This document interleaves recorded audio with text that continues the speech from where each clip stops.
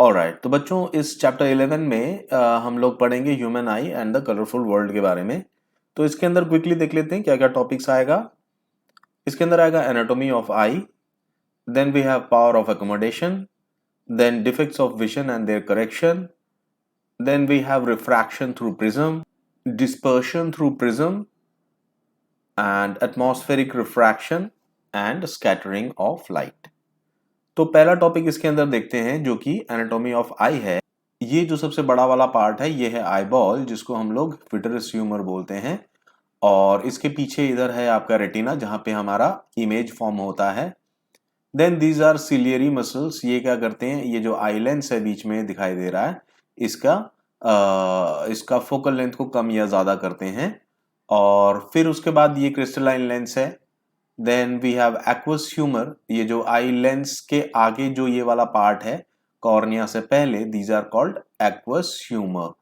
And then we have pupil, ये जो opening है इसको प्यूपिल बोलते हैं, जिसके थ्रू लाइट एंटर करता है हमारे आंखों में। और उसके बाद ये कॉर्निया है, सबसे ऊपर का जो लेयर होता है आई का, जो ये बल्जिंग पोर्शन है उसके ऊपर जो प्रोटेक्टिव लेयर है उसको कॉर्निया बोलते हैं। और उसके बाद ये है हमारे आइरिस, जो कि इस प्यूपिल के साइज को छोटा या बड़ा करते हैं। And finally these are optic nerves, क्या होता है जो इमेज यहाँ पे फॉर्म होता है रेटिना में वो ये ऑप्टिक नर्व्स के थ्रू ब्रेन में जाता है। तो ये हो गया हमारा आंखों की बनावट। तो अभी हम लोग सारे जो पार्ट्स हैं इसके अंदर आईज के, उसका फंक्शन को एक एक करके देखेंगे वो क्या फंक्शन करते हैं। तो सबसे पहले देख लेते हैं ये इमेज फॉर्मेशन होता कैसे। तो कोई भी जो ऑब्जेक्ट है जिसको हम देखते हैं तो क्या होता है, उसके अंदर से लाइट रिफ्लेक्ट होकर जब हमारे आंखों में एंटर करती है, जैसा कि हम देख पा रहे हैं इस फिगर में। सपोज ये ऑब्जेक्ट है और इससे जो है लाइट आ रहा है, आने के बाद मैक्सिमम जो रिफ्रैक्शन है वो कहाँ पर होता है, वो कॉर्निया के बाद हो जाता है, ये इधर। और वहाँ पे रिफ्रैक्शन होने के बाद जब वो आई लेंस के थ्रू गुजरता है वो फाइन एडजस्टमेंट करता है खाली। तो फाइन एडजस्टमेंट से क्या होता है, ताकि उस ऑब्जेक्ट का शार्प इमेज हमारे रेटिना में बने। और रेटिना से ऑप्टिक नर्व के थ्रू हमारे ब्रेन में सिग्नल्स पहुंचते हैं एंड द ब्रेन इंटरप्रेट्स कि हम क्या चीज को देख रहे हैं। तो यही होता है प्रोसेस विजन का। और इसके अंदर हम लोग देखेंगे ये फाइन एडजस्टमेंट से होता क्या है। हमने पहले क्या देखा था, जो भी ऑब्जेक्ट्स हैं अगर उसका डिस्टेंस वेरी करता है तो उसका इमेज डिस्टेंस भी डिफरेंट होता है। तो ये फाइन एडजस्टमेंट करके आई लेंस क्या है, ये एक फ्लेक्सिबल लेंस है, ये कोई रिजिड कांच का लेंस नहीं है। तो ये फ्लेक्सिबल लेंस है, ये अपने फोकल लेंथ को कम या ज्यादा कर सकता है, जिससे कि इमेज पोजीशन भी वेरी करता है, जिसको हम थोड़ा और डिटेल में आगे पढ़ेंगे। अब देखते हैं ये जो प्यूपिल है और ये आपका सिलियरी मसल्स है ये क्या काम करते हैं, और ये जो आइरिस है ये क्या काम करता है। जो ये अगर हम फ्रंट व्यू देखें आंख का तो वो कुछ ऐसा दिखाई देगा हम लोगों को।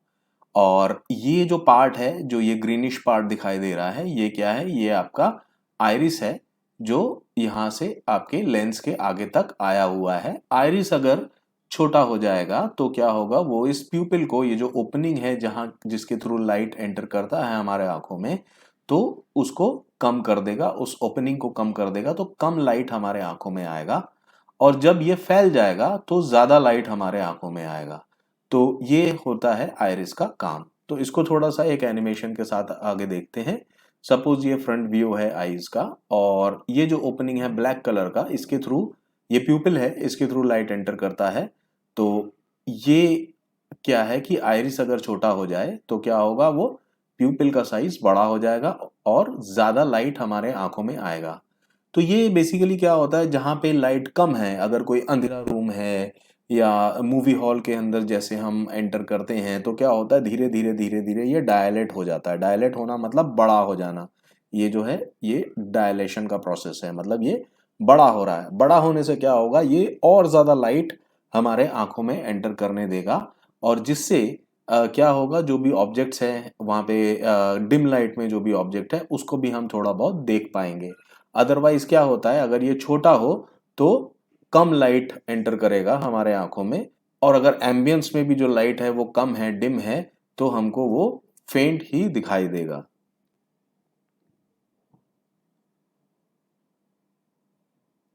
अब क्या है power of accommodation? Power of accommodation होता क्या है?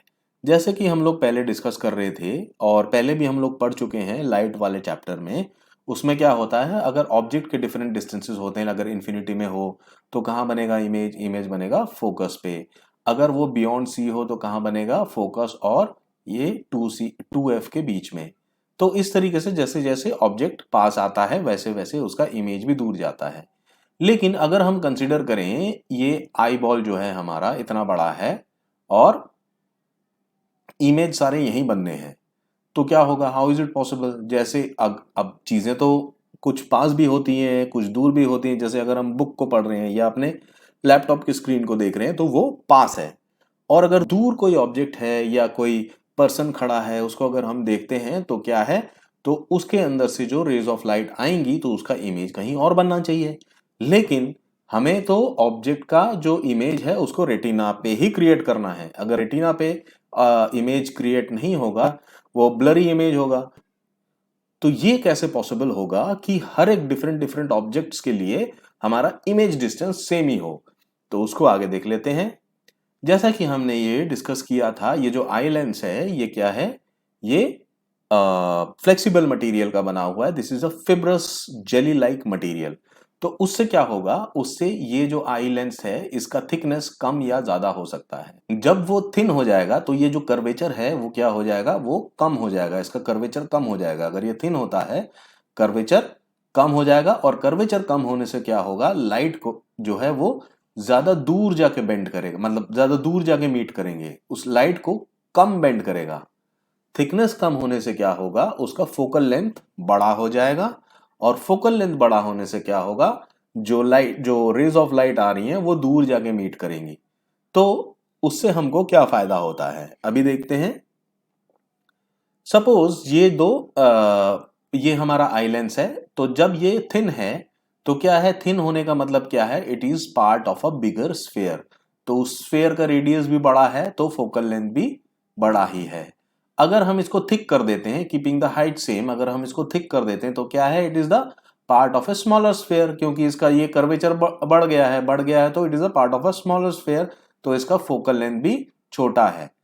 तो अभी हम लोग वही देखेंगे किस तरीके से ह्यूमन आई जो है अपने लेंस के फोकल लेंथ को वैरी कर सकता है ताकि वो डिफरेंट डिफरेंट ऑब्जेक्ट्स को देख सके।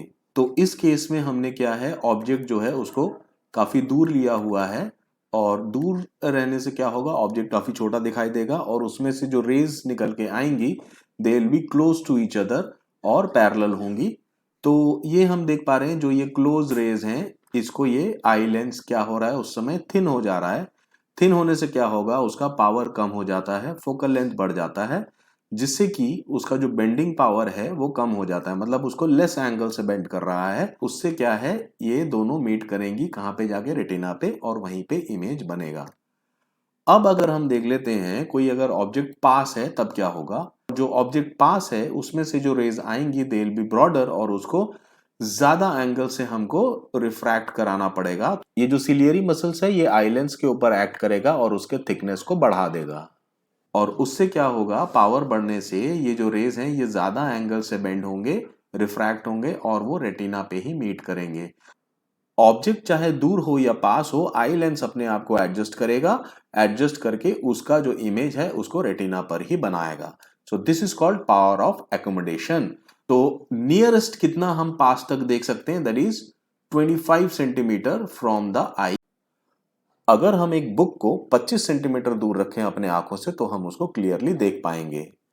और जो फार पॉइंट है वो है इंफिनिटी, मतलब कोई भी ऑब्जेक्ट अगर इनफाइनाइटली दूर हो तो भी हम उसको देख पाएंगे।